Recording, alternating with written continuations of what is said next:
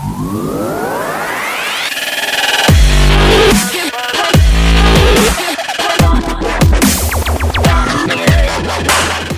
going on, guys? Remedy Marcel back with another video, and today we'll be discussing how to beat Fire Kings, the Snake Eye engine, as well as the most popular Snake Eye variants in today's format. But before we get into it, remember to like, comment, subscribe, tell your friends about us. Because at the time of this video, we have over 400 subscribers, trying to get to 500, 600, etc. As every 100 subscribers on this channel is a subscriber giveaway. Also keep in mind that all the content on this channel is voted by you. Yes, you, the viewers. So without further ado, let's get right into it. So today we'll be going in depth on how to beat these 4 specific decks: Pure Fire Kings, Pure Snake Eyes, Snake Eye Fire Kings, as well as Snake Eye Kashtira. We'll also be discussing the best options for how to counter said decks, whether it be hand traps, board breakers, or even other going first and going second options. So guys, as you can see on the screen here, I have a little diagram for you guys for I feel the most optimal hand traps for this current format, comparing it to said decks that we say we'll be discussing today, obviously. But obviously this idea is not original. This is something that came from MST.TV. If you guys are familiar with his channel, huge shout out to him. Cannot give any credit to myself on this one, as all credit goes to him for this. But ours, as you can see, is color coded. Green means it's very good for said matchup. Yellow is in between, a little shaky, but it can still cover some bases. Red is don't use this card whatsoever. So we'll be going down the row here, and you can see at the top left hand corner we have must be paired together. In most cases, that means these hand traps cannot be turn stoppers by themselves. In most cases you have to compare them with another hand trap, like for example, say an Imperm with an Effect Veiler, Ash with a Veiler, Droll with a Nib, etc. Stuff like that. So we'll go down the list, starting off with Pure Fire Kings. Starting off with our interaction between Ash and Pure Fire Kings. You see our best targets for Ash in this deck are Fire King Island as well as Barong. For Effect Veiler, an Imperm, and in some cases Ghost Mooner, if you're not chain blocked or anything like that, you have Garunix and Ponix. But however, in those situations, watch out for Kirin, because Kirin can literally be chained to pop said monster and you will miss your target. Droll it's depending on the hand. Like they have a handful of Tinkies, Prosperities, etc. In that case, Droll is about to go live. But if they don't have a handful of searchers and they already have everything they need, it's gonna be pretty rough for that Droll, and they probably can play around it. Nibiru, this is probably better against the Fire King Snake Eyes variant, because in this variant they can play under the Nib, because in most cases they'll summon maybe between 3 to 4 monsters in their turn and then summon a whole bunch on your turn. DD Crow is pretty good in this matchup, especially if you DD Crow the Ponix or the Barong in the graveyard before they get to standby phase, because that's when they trigger their effects. So if they're not in the graveyard when it's time for the effects to resolve, they will not get their effects. Shifter, godly, especially in this format with these kind of decks around, godly. However, they can still produce a little bit of a weaker board, but it won't be as strong as their most optimal board, obviously. And finally, for Ghost Belle and Skullmeister, you should probably aim for the Ponix or the Barong in graveyard on their effects, as well as you could probably hit a circle when trying to summon from the graveyard, or even the Garunix XYZ if it is not chain blocked. Now moving on to Pure Snake Eye. For Ash, your targets are Snake Eye Ash, Snake Eye Populace, as well as Oak. But you may want to focus on Oak's effect to summon out Flamberge, because then when Flamberge comes out, it generates 2 more bodies, which gets into the Link summoning plays or Synchro summoning plays that then eventually into a way bigger board and a bigger problem for you to deal with. For the Imperm, Effect Veiler, or even Ghost Mooner, you more so want to aim for the same targets, except for when it comes to the Flamberge. If it's already out there, just try to stop it on your own turn. That way they won't be able to summon out the IP from the spell and trap zone they have set up. And moving on to Droll. This one was ones where this could be really good if their hand has plenty of search targets in it. But this is one of those decks where it's like, if they get Droll, they can play around it still. And I personally think the Droll was more so suited for the Fire King Snake Eye variant or the Cash Snake Eye variant, in my opinion. Now moving on to Nib. This is where Pure Snake Eye and Fire King Snake Eye have the same little weakness, where if you can try to get the Nibiru to resolve after they use Prince or use Flamberge, that just basically kills most of their material and most of their setup. They can still probably play through it depending on the hand, depending on what they already have set up in the graveyard. But most of the disruptions come through the Princess and the Flamberge, like I've already said like 1,001 times already. So my advice to you is make sure you use the Nibiru after their Princess and Flamberge effects, because if you don't, that's where most of the recursion comes to more bodies and actually generate more of a plays. Then moving on to DD Crow, your target splits are pretty simple. Princess in the graveyard, the level 1s, Flamberge. By etc. I mean whatever they might try to go for, or what you think they might go for their circle, or any cards like that that come from the graveyard that don't target. In that case, you have to use your best judgment to decide what their best target would be to bother and disturb your plays. Now with Shifter, just like with Fire King, if not more, Shifter really does hurt this deck. But they can still set up a board, but it's basically going to be a turn ender for them because they can play through a Shifter on 1 turn, but playing on through 2 turns is a whole lot to ask for them. Then finally, we have Ghost Belle and Skullmeister. Try to aim for the Flamberge effect to summon from graveyard, as well as the Princess's effect while she's in graveyard. Now moving on to Fire King Snake Eyes. Simply put, whatever I said for pure Snake Eyes and pure Fire King goes the same for this deck as well. You have the Island, the Barong, the Ash, the Populace, the Oak. The issue is though, and why I say you must pair these with other hand traps or pair them together, is because most likely this deck has so much gas that you will have to find another way to stop them because they will probably have another extender or something like that in their hand set up and ready to play. Same thing goes for Ghost Mourner, Effect Veiler, and Imperm as well. Same targets as with Fire Kings and Snake Eyes when they are pure. They have the same targets here, however, still watch out for Curing and plenty more extenders. Because in this deck, you will probably prefer to remove the bodies instead of just negating the bodies. This is where Nibiru is pretty strong. And as far as Droll, I said it depends on your opponent's hand, but most likely this hand is full of gas. And a Droll will probably hurt them a little bit more than it would hurt a Snake Eyes or Fire Kings, definitely for sure. So keep that in mind. But most times they can play through it if they have the right setup. Now for DD Crow, you don't have to worry about Barong, but you still have to worry about Eponyx. You still have to worry about the Princess, level 1s, Flamberge, etc. Shifter, same as with the other decks, is basically a turn stopper, though they can set up a board depending on their hand. And as far as Belle and Meister, you can play them just like with the other pure builds, but I honestly think you should find better options. Like you have, like I said, the DD Crows, the Nibs, the Effect Rails, the Drolls, the Ashes, all those hand traps, including the Shifter as well, where Belle and Meister might not be the strongest, and plus the side effect they can be chain blocked. Now finally, moving on to Cash, Snake Eyes is probably one of the newer variants that I've heard around. I was a little surprised when I first about to make this video. I was literally about to just do pure Snake Eyes, pure Fire Kings, and Snake Eyes Fire King.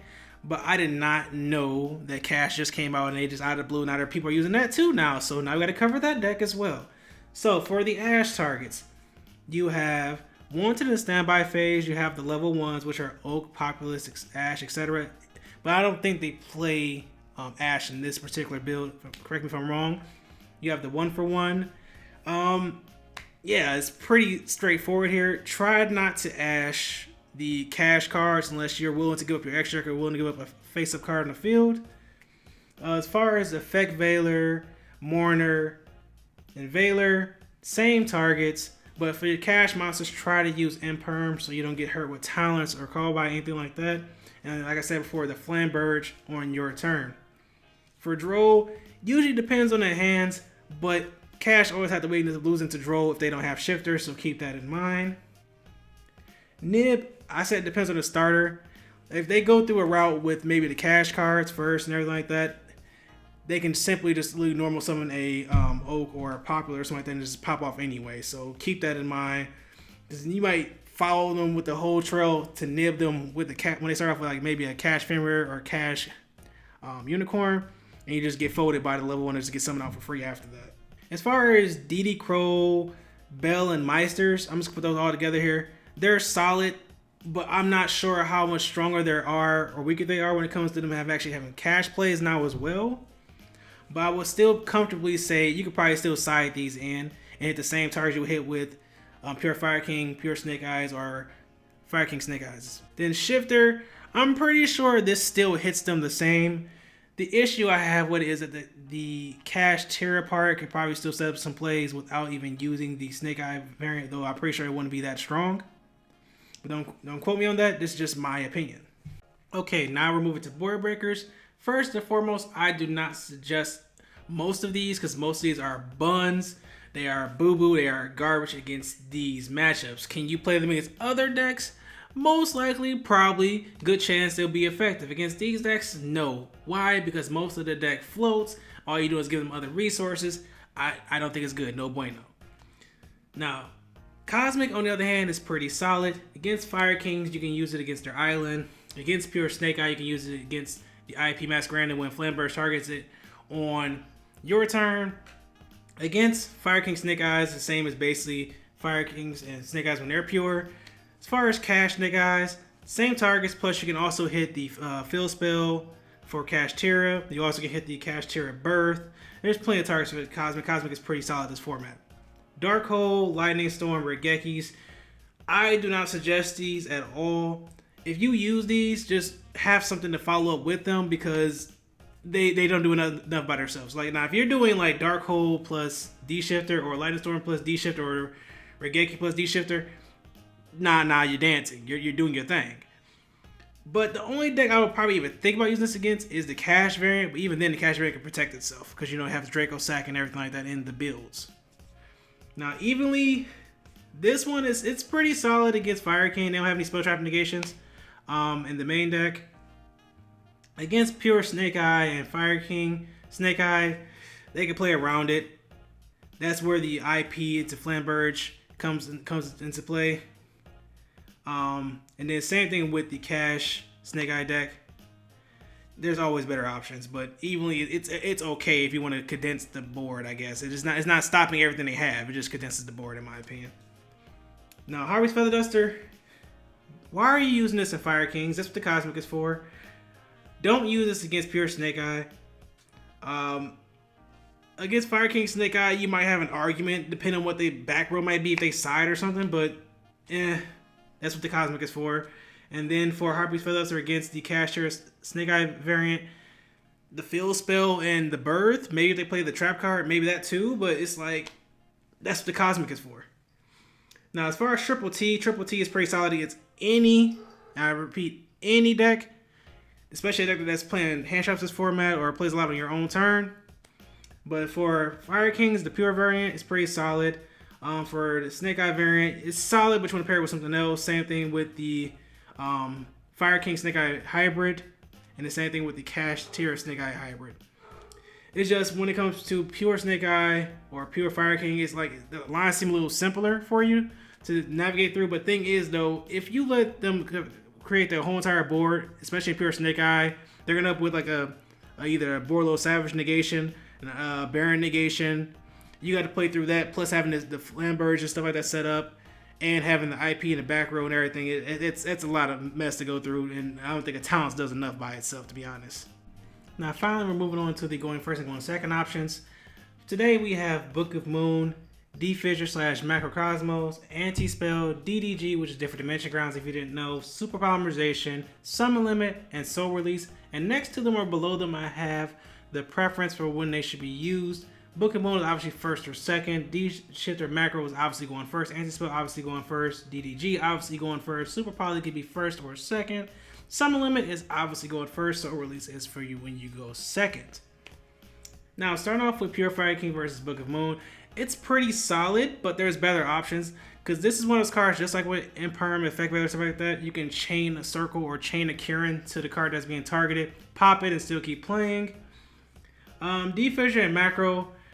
Long as your deck can play with the card, you are golden and solid. But this is one of those cards that's like maybe only like Exo Sisters, maybe Floowandereeze decks like those actually can play this card. So I don't know how many decks actually going to be awesome to be able to play under this, but if you can, knock yourself out. Anti-Spell, it stops the searchers in the deck like Tinky, Prosperity, etc. But if they have their monsters already set up in hand to play, they can do that, and then Curing the effect allows them to pop a card on the field, so you can pop the Anti-Spell, so keep that in mind. DDG is just like with D-Fissure and Macro, shouldn't have to explain this one too much. Super Poly, it depends on their end board. But most Super Poly targets right nowadays people are using our Mud Dragon as well as Earth Golem and Ignister because you can use those against Pure Snake Eyes and Fire King Snake Eyes. Maybe you can have interaction here depending on the end board. Summon Limit, like I said, with Anti-Spell, watch out for Kirin, but it's still a viable card here. Soul Release, You should probably use DD Crow instead of Soul Release, honestly, because you're trying to stop the Ponix and the Barong and Graveyard from resolve on your turn. And by the time you get to main phase, they are resolved. You need to stop them in the standby phase or before that. So you probably have to go for DD Crow, Call by the Grave, stuff like that instead. Now moving on to pure Snake Eyes. Book of Moon. You want to Book of Moon that Oak as soon as possible. That way it can't send itself plus another body on the board to summon out Flamberge from deck. Fissure macro, same as with Pure Fire King. As long as your deck can play it, it's great against this deck. It's just literally a permanent D-shifter, which that's pretty amazing. Anti-spell, a handful of monsters can play through this, honestly. And then keep in mind, they do have a crap ton of hand traps as well. But this deck, honestly, it's a little harder for it to play through the anti-spell because it doesn't have cards like Kieran to just on board pop it. DDG, should I explain this? Super Poly, like I said before, Mud Dragon and Everglow Ignister. Now, keep in mind, when we move on to Fire King Snake Eyes and Casters Snake Eyes, those variants, they might put up more or change the way they end their board if they know you have Super Poly, so keep that in mind. So this is not necessarily the end-all be-all with them.